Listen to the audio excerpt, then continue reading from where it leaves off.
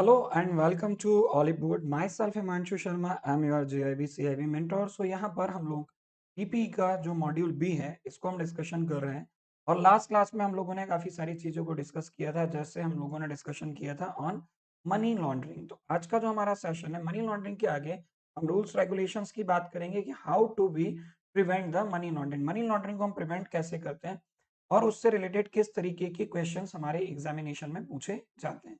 So let's start our session. Before starting my session, I want to inform some information related to the topic and our services. यहाँ पर सबसे पहले हम बात करते हैं एंटी मनी लॉन्ड्रिंग लॉज और रेगुलेशन की, क्योंकि लास्ट क्लास में हम लोगों ने मनी लॉन्ड्रिंग को डिस्कस किया था and the process of money laundering, how the money laundering takes place, कि मनी लॉन्ड्रिंग कैसे पूरा होता है। उसके अंदर आने वाले जो तीनों प्रोसेस थी, प्लेसमेंट, लेयरिंग एंड इंटीग्रेशन, इन तीनों प्रोसेस को हम लोगों ने डिस्कस किया था। तो हमने ये देखा था कि मनी लॉन्ड्रिंग जो होती है वो किस तरीके से की जाती है।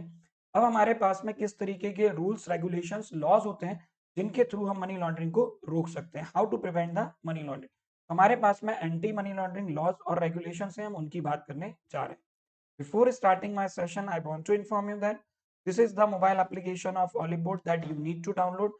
आप इस मोबाइल एप्लीकेशन को डाउनलोड कर लेंगे। डाउनलोड करने के बाद आपको यहाँ पर जितनी भी हमारे अपकमिंग बैचेज हैं, अपकमिंग कोर्सेज हैं, अपकमिंग कोर्स बैच और जितने भी हमारे टेस्ट और टेस्ट सीरीज मॉक टेस्ट हैं, इन सभी की इंफॉर्मेशन आपको इस मोबाइल ऐप के थ्रू मिलती रहेगी। So download the app now.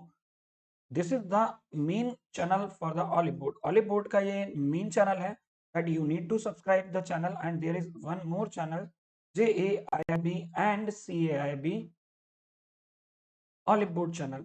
तो आपको ये वाला channel JIB CIB Ollywood channel, इसको भी क्या करना है, इसको भी आपको कर लेना है सब्सक्राइब, क्योंकि इस चैनल पर आपको मिलेगी सारी information related to JIB CIB and bank promotional examination. तो जितनी भी हमारे बैंक प्रमोशनल एग्जामिनेशन होते हैं including the JIB and CIB, इन सभी की इंफॉर्मेशन और सेशंस आपको मिलेंगे हमारे JIB CIB यूट्यूब चैनल पर। तो सब्सक्राइब करना मत भूलिएगा। आते हैं हमारे यहाँ पर। तो जैसे मैंने आपको बताया कि why you need to study now, why you need to study, need to start your preparation now. आपको अपनी प्रिपरेशन अभी से स्टार्ट क्यों कर देनी चाहिए, उसका कारण क्या है। जैसे कि मैंने अभी फिर बताता हूँ, क्वेश्चंस अभी भी आते हैं कि sir the IIBF has not been disclose its syllabus yet, फिर भी आप लोग क्लासेस ले रहे हैं। तो बिल्कुल, जैसे हम बात करते हैं Indian economy financial system IEIFS की, PPB की, अभी मैं दो पेपर की बात करूंगा because I am dealing with the two papers right now, and फिर रिटेल बैंकिंग वेल्थ मैनेजमेंट, और इसकी क्लासेस भी आपकी हो रही हैं। अब जैसे हम बात करें सिलेबस, सिलेबस भाई है कुछ चीजें CIB की JIB में, JIB की CIB में ऐड ऑन कर दी गई हैं। मतलब हम अगर ऐसे समझें कि पूरे कॉमनली सारा सिलेबस उठा करके शफल आउट कर दिया गया, इसको सफल करके और आपको दे दिया गया है कि भाई आप ये पढ़ो, ये पढ़ो, ये पढ़ो। इसका मतलब ये नहीं है हमारे पास में सिलेबस नहीं। We have the syllabus, we have the topics, but जो टॉपिक्स हमें IIBF देगा वो अभी हमारे पास नहीं है। जैसे हम बात करें पेपर 2 की, that is the PPB। PPB में 4 मॉड्यूल है ABCD। तो यहाँ पर फर्स्ट मॉड्यूल अगर हमारे पास प्योरली डिफाइंड नहीं है, तो जो 3 मॉड्यूल्स हैं, फर्स्ट सेकंड और सॉरी सेकंड थर्ड और फोर्थ, मॉड्यूल बी, मॉड्यूल सी और मॉड्यूल डी, ये एज सेम एज वही मॉड्यूल है जो लास्ट हमारे 2022 तक के एग्जामिनेशन में पूछा गया था अंडर द PPB। तो आप अगर अभी से प्रिपरेशन स्टार्ट करेंगे तो बेनिफिट ये होगा कि अभी से आपके पास में काफी सारी चीजें, काफी सारा नॉलेज गेन करने का टाइम होगा। जब लोग अपने सिलेबस को कंप्लीट कर रहे होंगे तब आप अपनी प्रैक्टिस और रिवीजन पर काम कर रहे होंगे। तो अर्ली स्टार्ट कीजिए ताकि आपको early completion of the course हो, तो आपके पास में रिवीजन और प्रैक्टिस का टाइम रहे। चलिए, तो लास्ट क्लास में हम लोगों ने डिस्कस किया था मनी लॉन्ड्रिंग पर। तो मनी लॉन्ड्रिंग का प्रोसेस आपको मैंने बता दिया था, मनी लॉन्ड्रिंग क्या होती है। एंटी मनी लॉन्ड्रिंग के लिए कुछ कंपनीज के पास में अपने डिपार्टमेंट्स और सिस्टम्स होते हैं। ये चीजें हम लोगों ने ऑलरेडी क्या की थी, डिस्कस कर ली थी। चलिए, अब आगे हम लोग देखते हैं यहाँ पर कि मनी लॉन्ड्रिंग को रोकने के लिए, to prevent the money laundering, what types of things we do have. तो मनी लॉन्ड्रिंग को रोकने के लिए, to prevent the money laundering, to prevent the money laundering, what types of the laws and regulation do we have. तो सबसे पहले हम बात करते हैं, तो यहाँ पर सारी जो प्रोसेस स्टार्ट होती है not from only the India, क्योंकि money laundering is a global issue. ये कैसा इशू है, ये ग्लोबल इशू है। इसमें आप, मैं और हमारी कंट्री अगर ऐसे बात करें तो नॉट ओनली इंडिया, इंडिया के अलावा भी बाकी कंट्रीज जो है इसको फेस करती है। क्यों? क्योंकि मनी लॉन्ड्रिंग जब होता है तो वो किसी एक कंट्री को अफेक्ट नहीं करता है, वो अफेक्ट करता है मोर देन वन कंट्री को। क्योंकि जब मनी लॉन्ड्रिंग होगा तो money transaction to the other countries भी होता है। उस केस में ये मनी लॉन्ड्रिंग जो होता है ये बहुत ही ज्यादा क्या बोल सकते हैं हम इसे, बहुत ज्यादा इविल हो जाता है हमारी सोसाइटीज के लिए। तो यहाँ पर ग्लोबल इशू इसे मानते हुए ग्लोबल लेवल पर इसको प्रिवेंट करने के लिए पॉलिसीज क्रिएट की गई है। जैसे कि सबसे पहले आया है financial action task force on money laundering, जिसको हम बोलते हैं FATF। FATF is a international और इंटर गवर्नमेंटल बॉडी है जो कि G7 समिट के बाद में पेरिस में 1989 में जो G7 समिट हुआ था पेरिस में, उसके बाद इसको इंट्रोड्यूस किया गया था। मतलब अगर अपन बात करें, it is introduced in the G7 summit in Paris 1989। और 1989 की पेरिस समिट में जो इशू रखा गया था वो रखा गया था how to tackle with the money laundering and how to combat with the terrorism financing। तो हमें टेररिज्म फाइनेंसिंग से जो टेररिज्म फाइनेंसिंग है उसको भी रोकना है और साथ में मनी लॉन्ड्रिंग को भी रोकना है। तो G7 की समिट जो पेरिस में हुई थी 1989 में, वहां इसको इंट्रोड्यूस किया गया था फाइनेंशियल एक्शन टास्क फोर्स को। और ये रिस्पॉन्सिबल है for setting global standard on anti money laundering. पूरी दुनिया में एंटी मनी लॉन्ड्रिंग के क्या स्टैंडर्ड्स होंगे, उन स्टैंडर्ड्स को ये सेटअप करेगा। और साथ ही साथ combating the financing of terrorism, terrorism को किस तरीके से उसकी जो फाइनेंसिंग है उसको हम किस तरीके से रोक सकते हैं, उसके लिए भी कार्य करेगा, काम करेगा, वर्क करेगा। कौन? ये FATF। FATF अपने आप में एक बहुत इंपॉर्टेंट टॉपिक है जो आगे चल के हम डिटेल में डिस्कस करेंगे। अभी आप सिर्फ इसको ऐसे समझिए, FATF एक ऑर्गेनाइजेशन है, एक इंस्टीट्यूशन है जो ग्लोबल लेवल पर, इंटरनेशनल लेवल पर काम करता है मनी लॉन्ड्रिंग को रोकने के लिए। और ग्लोबल स्टैंडर्ड, ऐसे स्टैंडर्ड तय कर दिए हैं जो ग्लोबल लेवल पर मनी लॉन्ड्रिंग, तो एंटी मनी लॉन्ड्रिंग और combating to the financing of terrorism को लेकर के स्टैंडर्ड डिसाइड करता है। सेम वैसे ही जैसे हमारे बेसल नॉर्म्स आते हैं BIS से, सेम वैसे ही जैसे BIS जो होता है बैंक फॉर इंटरनेशनल सेटलमेंट, ये क्या करता है, ये इंटरनेशनल और ग्लोबल स्टैंडर्ड सेट करता है बैंकिंग रेगुलेशन के लिए। वैसे ही ये जो होता है FATF, ये हमारे ग्लोबल स्टैंडर्ड सेट करता है एंटी मनी लॉन्ड्रिंग और कॉम्बेटिंग फाइनेंस टेररिज्म के लिए। ये एक्सप्लेन करता है money laundering as the process of criminal proceeds to distinguish their illegitimate origin to legitimate the illegal gains of crime. तो ये क्रिमिनल एक्टिविटीज के थ्रू जो लोग पैसा कमा लेते हैं, अर्न कर लेते हैं, तो इसको यहाँ पर इन्वॉल्व करते हैं और आगे चल के मनी लॉन्ड्रिंग करवाते हैं। इसको रोकना होता है। मनी लॉन्ड्रिंग को रोकना इसलिए भी जरूरी है क्योंकि आगे चल के जो इलीगल अमाउंट है ये जा करके टेररिज्म फाइनेंसिंग में भी यूज किया जाता है और फिर अलग अलग कंट्रीज में टेररिस्ट एक्टिविटीज को परफॉर्म कराने के लिए यूज किया जा सकता है। इन द ईयर 2010, अगर हम इंडिया की बात करें, इन the year 2010 India became the 34th nation member of the FATF। India जो है FATF का 34th नेशन मेंबर बना है और India one of the signatories to several United Nations convention which tackle anti money laundering and countering the financing terrorism। अगर हम बात करते हैं सिर्फ इंडिया की, तो India not only the member of the FATF बल्कि इंडिया एक वन ऑफ द सिग्नेटरीज। बहुत इंपॉर्टेंट कंट्रीज जो हैं यूनाइटेड नेशंस के, जो डिफरेंट हमारे कन्वेंशंस होते हैं जो टेकल करने के लिए बनाए गए हैं किस चीज के, एंटी मनी लॉन्ड्रिंग और countering the financing of terrorism. Terrorism को जो फाइनेंसिंग करते हैं उनको रोकने और उनसे लड़ने के लिए, और साथ ही साथ एंटी मनी लॉन्ड्रिंग की जो पॉलिसीज हैं उनको स्ट्रिक्ट बनाने के लिए। तो ऐसे जितने भी हमारे यूनाइटेड नेशंस के कन्वेंशंस हैं जो इन चीजों से रिलेटेड है, उनका एक इंपॉर्टेंट पार्ट है हमारी कंट्री मतलब India. Okay, let's move to the next slide. Here it is the financial action task force. सबसे पहले हम बात करते हैं FATF की। ये जो FATF है ये है क्या? ये क्या है? एक G7 ग्रुप्स का थ्रू बनाया गया एक इनिशिएटिव है। ये न्यूज में क्यों था? क्योंकि अभी इसने क्या किया था, Pakistan has sentenced Mumbai terror attack mastermind Zakir Rahman Lakhvi over fears of the getting black listed by FATF। यहाँ पर क्या है, ये क्या करता है, लिस्ट जारी करता है, ये लिस्ट निकालता है। कौन कौन सी? एक निकालता है ब्लैक लिस्ट और एक निकलती है इसकी ग्रे लिस्ट। ठीक। अब जैसे पाकिस्तान को ग्रे लिस्ट में रखा था, अब इसको ये डर था कि पाकिस्तान को ब्लैक लिस्ट में रख देंगे क्योंकि जाकिर रहमान जो था वो क्या था, मास्टरमाइंड था हमारे इंडिया में मुंबई टेरर अटैक का। उसको उन्होंने क्या किया, एज सेंटेंस्ड, उसको उन्होंने जेल भेज दिया। अगर ये नहीं भेजता तो ये क्या करता है, ये जो हमारा FATF है इसको ब्लैक लिस्ट कर देता। करेक्ट। इसके फंक्शंस क्या हैं? पहले तो ये प्रमोट करेगा पॉलिसीज को जो कॉम्बैट मनी लॉन्ड्रिंग को रोकने के लिए बनाए गए हैं, कॉम्बैट करने के लिए बनाए गए हैं। और साथ ही साथ इसका जो सिग्निफिकेंस है, ये एक बेंचमार्क है इंटरनेशनल सैंक्शंस का। ये अलग-अलग कंट्रीज को ब्लैक लिस्ट और ग्रे लिस्ट करता है। ब्लैक लिस्ट में उन कंट्रीज को डाला डाला जाता है जो नॉन कोऑपरेटिव कंट्रीज हैं, जो हमें इस ग्रुप को, जो एफएटीएफ ग्रुप है, इसको कोऑपरेट नहीं करती। जो कोऑपरेट नहीं करने वाली कंट्रीज हैं उनको ब्लैक लिस्ट में रखता है। और हमारे जितने भी लाइक डब्ल्यूटीओ, आईएमएफ और वर्ल्ड बैंक, इनको इन्फॉर्म कर देता है कि ये वो कंट्रीज हैं जो कोऑपरेट नहीं करती। तो आगे भी अगर आप इनके साथ कोई इनको फाइनेंस करने की बात कर रहे हैं, इनको लोन देने की बात कर रहे हैं, क्रेडिट सप्लाई कर रहे हैं, तो इस तरीके की जब चीज करेंगे और यहाँ पर ट्रेड प्रमोट करने की बात करें, तो इस चीज को ध्यान रखना कि इनके पास जो फंड्स होते हैं वो maximum fund they are using in the terrorism activities, उसे हम ब्लैक लिस्ट में रख देते हैं। ऐसे एक लिस्ट होती है ग्रे लिस्ट। ग्रे लिस्ट में उनको रखा जाता है जो कि warning, in serves as a warning, उन कंट्रीज को रखते हैं और उन कंट्रीज को वार्न कर दिया जाता है कि अगर आप आगे से इन चीजों को ध्यान नहीं रखोगे तो आपको ब्लैक लिस्ट कर दिया जाएगा। So there are the two list, black list and grey list. तो हमारी जो सबसे नजदीक पड़ोसी कंट्री है, पड़ोसी देश है पाकिस्तान, उसको ग्रे लिस्ट में रखा रखा है एफएटीएफ में।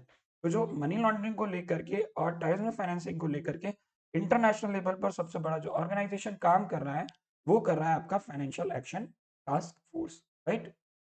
चलिए, अब हम बात करते हैं, ये तो हो गई ग्लोबल लेवल पर। अब हम बात करते हैं इंडिया लेवल पर, हमारी कंट्री लेवल पर अगर हम यहाँ पर बात करें तो वेट अ मिनट।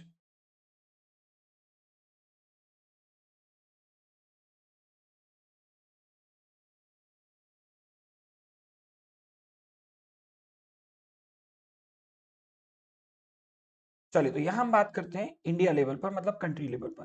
तो यहाँ पर आएगा आपका एंटी मनी लॉन्ड्रिंग लॉ और रेगुलेशंस के अंडर हमारी कंट्री में किस तरीके से मनी लॉन्ड्रिंग को रोकने के लिए एंटी मनी लॉन्ड्रिंग लॉ और रेगुलेशंस काम करते हैं। India has prohibited money laundering. अब हम इंडिया में मनी लॉन्ड्रिंग को रोकते हैं under the prevention of money laundering act 2002।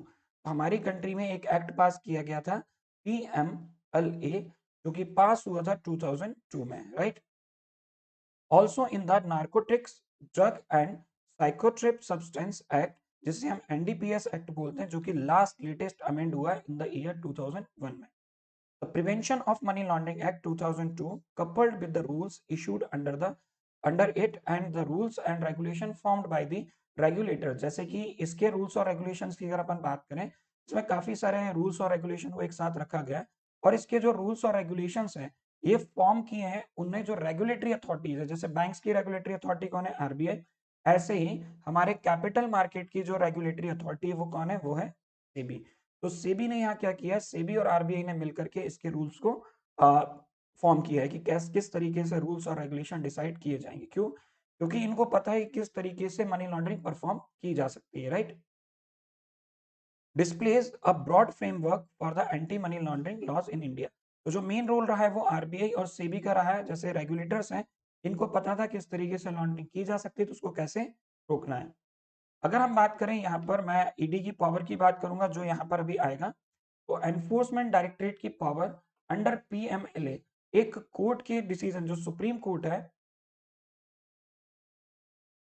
उसने यहाँ पर पावर्स के बारे में बताया है कि what types of power can hold with the executive directorate. ED जो होता है उसके साथ में कौन कौन सी पावर्स जो होती हैं वो अपने पास में रखता है। तो देखिए, लास्टली क्या होता है, एक जजमेंट सुनाया था सुप्रीम कोर्ट ने, उसमें validity certain provisions under the prevention of money laundering act बताई।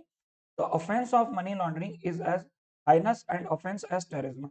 बिल्कुल, जो ऑफेंस होता है मनी लॉन्ड्रिंग का वो बहुत बुरा माना जाता है और साथ में इसको हम टेररिज्म के इक्विवेलेंट रखते हैं, करेक्ट।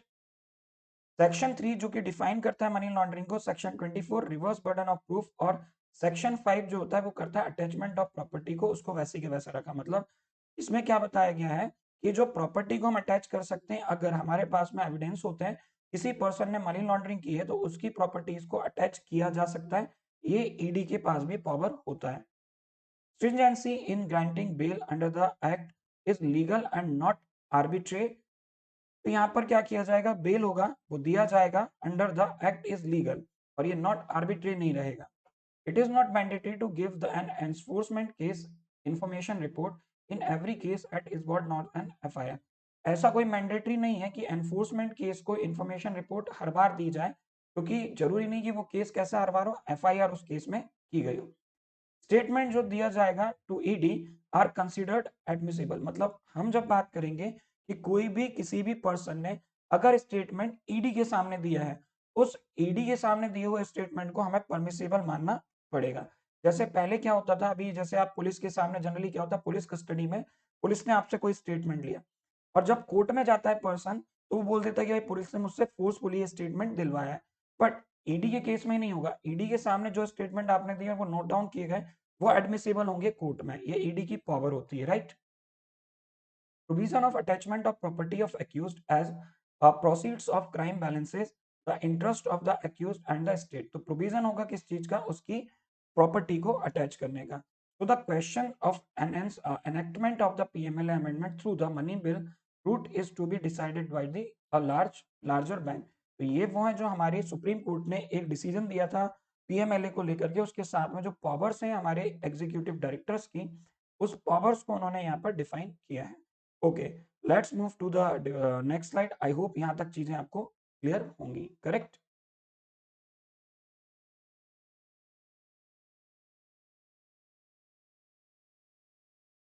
ओके, अब हम बात करते हैं prevention of money laundering act 2002 की। जैसे कि यहाँ मैंने ऑलरेडी बता दिया कि हमारे पास में एंटी मनी लॉन्ड्रिंग एक्ट की अगर हम बात करें तो कौन सा है, prevention of money laundering act. अब हम बात करें prevention of money laundering act की, तो ये 1998 में इसे एज अ बिल प्रेजेंट किया गया था लोकसभा में, पास किया गया 2003 में, और इट इज कंप्लीटली इनेक्टेड और came into force in the year 2005। It has gone through several amendments, और इसमें काफी सारे अमेंडमेंट्स होते रहे टाइम टू टाइम। जैसे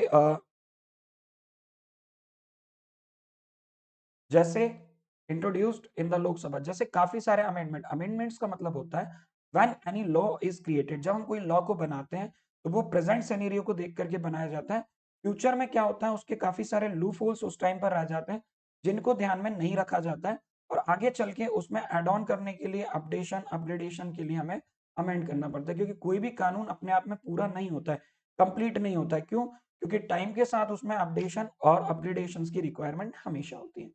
ऐसे ही हमारा जो ये prevention of money laundering act 2002 है, इसमें काफी सारे अमेंडमेंट्स हुए हैं। जो लास्ट अमेंडमेंट हुआ है वो हुआ है 2019 में। इसमें एडमिनिस्ट्रेशन एंड एनफोर्समेंट अथॉरिटीज को लेकर के क्या किया गया है, are chosen under PMLA to execute its provisions and rules. Certain powers are vested which are very similar to those granted to the civil courts. तो जो हमारी एग्जीक्यूटिव प्रोविजंस होते हैं वो दिए गए किसको, एडमिनिस्ट्रेशन एंड एनफोर्समेंट अथॉरिटीज को यहाँ पर प्रोवाइड किए गए। कुछ तो ऐसी चीजें हैं जो एक्विवेलेंट है किसके, जो सिविल कोर्ट्स के पास जितने राइट्स होते हैं वैसे ही राइट्स हमारे एग्जीक्यूटिव डायरेक्टर्स के पास भी होंगे। एग्जीक्यूटिव जो हमारी एनफोर्समेंट डायरेक्टरेट जो होंगे उनके पास होंगे, एनफोर्समेंट अथॉरिटीज के पास, ठीक है। बिल्कुल वैसे ही जैसे सिविल कोर्ट के पास होता है। इनके पास वो जो राइट है जो सिविल कोर्ट के पास होता है हमारी नेशन के, वैसे जैसे provision of attachment of properties that are involve in the offence of under PML. ये क्या कर सकते हैं, काफी जगहों पर ये प्रोविजन इनके पास में, ये क्या कर सकते हैं, अगर कोई पर्सन इन्वॉल्व होता है offence under the prevention of money laundering act, किसी के ऊपर जांच चल रही होती है, उसकी प्रॉपर्टीज को अटैच किया जा सकता है by the order of enforcement directorate. Clear? Okay, चलिए अब हम देखते हैं यहाँ पर कुछ और जो चीजें, जैसे attempts to combat act related to the money laundering in India and because of this three main objectives, PMLA attempts to combat act related to money laundering in India, क्योंकि यहाँ पर तीन इसके मेन ऑब्जेक्टिव है। पहला, to prevent and control the money laundering, पहला हमें money laundering को होने से बचना है, पहले तो हमें होने ही नहीं देना, अगर हो रहा है तो उसको कंट्रोल करना है, पहले रोकना है, नहीं रोक पाए तो अगर हो रहा है तो उसको कंट्रोल कर लें। First, confiscate and seize the property acquired from the money laundering, अगर किसी पर्टिकुलर पर्सन ने मनी लॉन्ड्रिंग के थ्रू कोई प्रॉपर्टी अर्न की है, उस प्रॉपर्टी को पहले हमें क्या करना है, कॉन्फिस्केट करना है, जानना है, उसकी जानकारी लेना है, इवैल्यूएट करना है, उसके बाद उसको सीज कर लेना है। तीसरा होता है the deal with any other issue is relation to money laundering in India, और दूसरे जो भी मनी लॉन्ड्रिंग रिलेटेड इश्यूज है हमारी कंट्री में उनके साथ डील करना। ये क्या होगा, ये पूरे यहाँ पर ऑब्जेक्टिव्स होंगे हमारे मनी लॉन्ड्रिंग एक्ट की, करेक्ट। चलिए, तो यहाँ पर और क्या चीजें, इसको एक बार और हम देखते हैं। जैसे कि अंडर द प्रोविजंस, इस प्रोविजन के अंडर जो पीएमएल है उसमें financial intelligence unit of India, that is the FIUIND, was formed in 2004। और मनी लॉन्ड्रिंग को ही, जो हमारे prevention of money laundering act है, उसी के अंडर, उसी प्रोविजन के under financial intelligence unit of India को भी एस्टेब्लिश किया गया था in the year 2004 as the primary body to coordinate India's anti money laundering effect.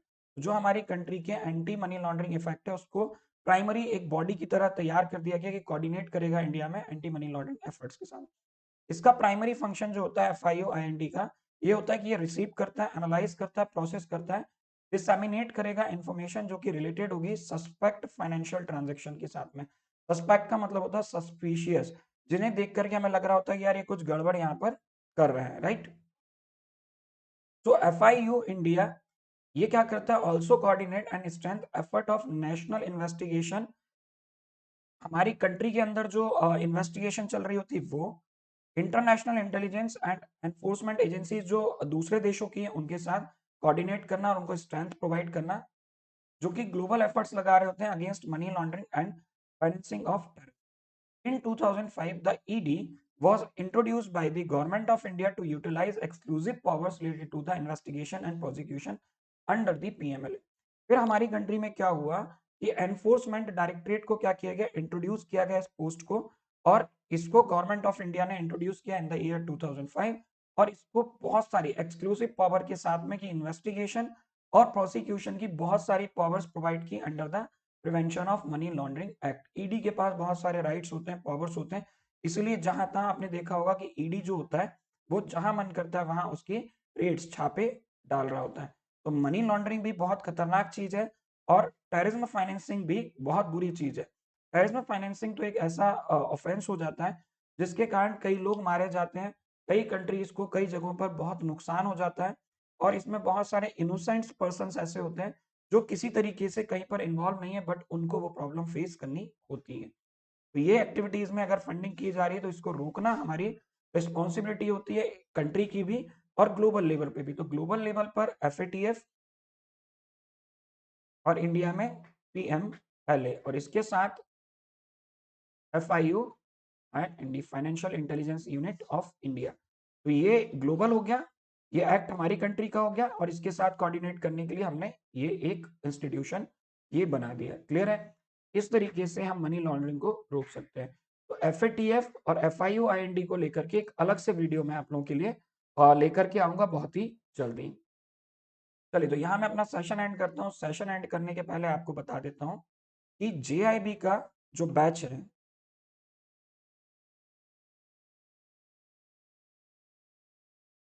JIB का जो बैच है that is already launched or started from 5th of December 2022.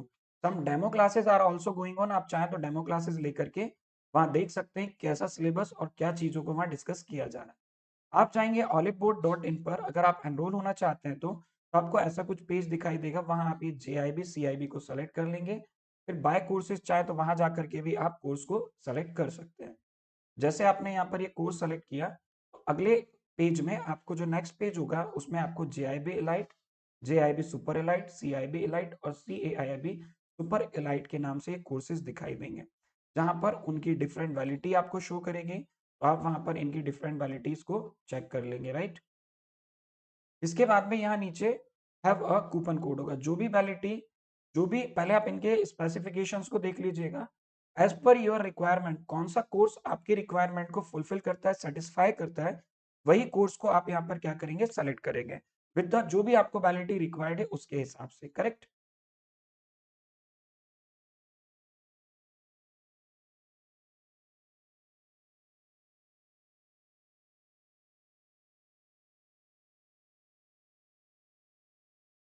Then फिर आप यहाँ पर हैव अ कूपन कोड जो होगा, वहां आप जैसे ही क्लिक करेंगे, जैसे यहाँ पे आपने इसके ऊपर क्लिक किया, आपको एक ऐसा ऑप्शन दिखाई देगा, राइट। कैसा? ऐसा। आप क्या करेंगे, जब आपको ऐसा ऑप्शन यहाँ पर दिखाई देगा तो उस ऑप्शन में आप क्या करेंगे, वहां पर टाइप करेंगे HIMANSHU, this is the coupon code. तो कूपन कोड आप लगाएंगे हिमांशु और रिडीम करेंगे तो आपको कुछ ऐसा दिखाई देने लगेगा। 199 की जगह 1499, 499 की जगह 3749, 2499 की जगह 1874, इस टाइप से जो भी कोर्स आपको परचेज करना है आप कूपन कोड रिडीम करेंगे और बाय नाउ पर जाकर के उस कोर्स को परचेज कर लेंगे। जेआईबी का बैच स्टार्ट हो चुका है 5th ऑफ दिसंबर से, और जो न्यू बैच हमारा सीए आईआईबी का है that is going to start from 19th of December 2022. Start early to prepare to complete your syllabus early. तो आपको काफी टाइम मिलेगा रिवीजन और प्रैक्टिस के लिए। तो यहाँ पर बैच में आप एनरोल कर लीजिए अपने आप को जल्दी से जल्दी, सो दैट आपकी क्लासेस स्टार्ट हो जाएंगी और आपको काफी बेनिफिट मिलने वाला। और कोर्स परचेज करने के लिए आप यूज करेंगे code Himanshu. Thank you so much for joining the session. We will meet again in the next class. Before ending the class आपको सेशन को लाइक करना है, शेयर करना है, चैनल को सब्सक्राइब करना बिल्कुल ना भूलें, कमेंट करके हमें बताएं और अच्छे अच्छे कमेंट्स हम लोगों को हमारे वीडियोस पर आप करें। नोटिफिकेशन के लिए बेल आइकन को प्रेस करें। Thank you so much for watching the session. मिलेंगे हम नेक्स्ट क्लास में।